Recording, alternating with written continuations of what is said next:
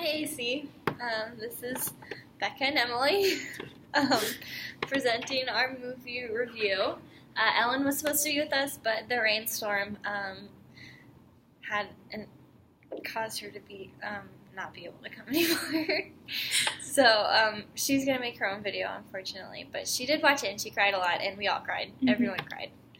Okay.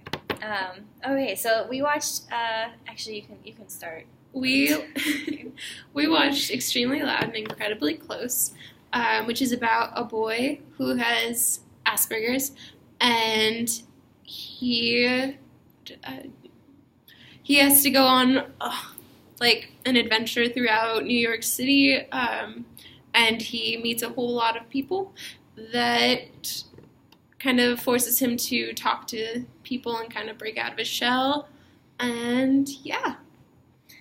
Yeah, so the whole thing of the story is when you start the movie, you see him and his dad start this treasure hunt journey, where his dad plans for the boy to go out and talk to different people, to get clues to solve problems, fake little things that his dad sets up, and then.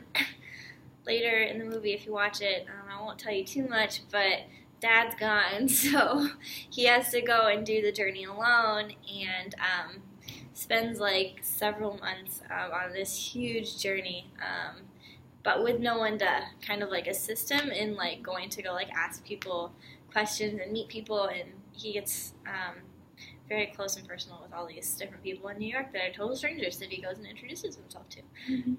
So a lot of autonomy there that he learned. Mm-hmm.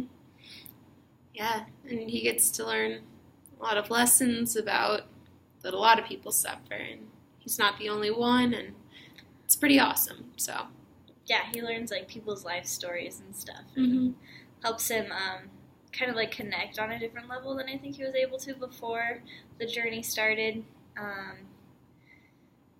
which was pretty cool. He also conquered a lot of fears. Yeah, that was another big theme. Was at the beginning he was like I said scared to talk to people, but then he was also scared of public transportation and bridges and loud noises and tall buildings and people and everything. A lot of stuff. And he had to use public transportation and bridges and go through buildings alone and stuff to finish this journey. So he conquered, or at least learned how to adapt to all of his fears. So how does this relate to class and what we've been learning? Well, we kind of got to see how the society embraced the boy and helped him throughout his journey, because we just saw him interact with all of these strangers. Pretty much everyone in the movie was a stranger that he met, and we just saw how open people were to and how willing to adapt people were to help him with his problems and with his adventure. People were very receptive to him and adaptive. What else did you notice?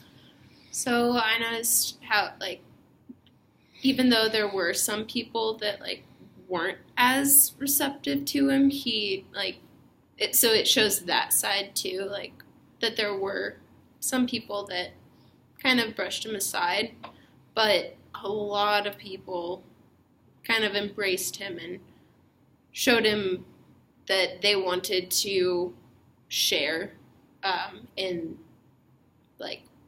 how they experience life and how they kind of have a similar suffering and sorts and whatnot, even though it's not all the same. So yeah, there was a lot of, I don't know, just connecting on a deeper level than the boy was able to do before, especially with talking about pain and suffering and life experiences. Yeah, let's see, is there anything else you can think of? Mm-hmm. He had a good family support with both his parents and his grandma, his dad was really good for him, And then his mom really reached out to him once his dad was no longer there for him, and so yeah. Yeah, it was a very good movie. Mhm. A lot of crying. It was good though. Yeah. Yeah. All right. Okay. I think that's all. Yep. Thank you.